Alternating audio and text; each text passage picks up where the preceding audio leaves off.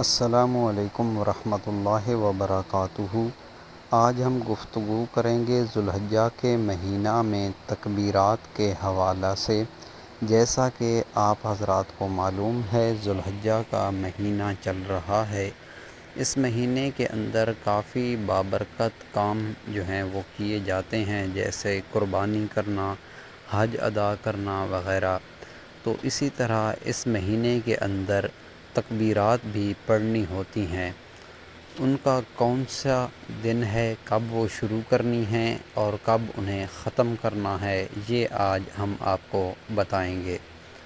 تو کرنا یہ ہے کہ مرد ہو یا عورت، اس نے فرض نماز پڑھنے کے بعد جب وہ سلام پھیر لے فرض نماز کا، تو اس کے بعد بآواز بلند، مرد اونچی آواز میں اور عورت قدرے دھیمی آواز میں تکبیرات پڑھے۔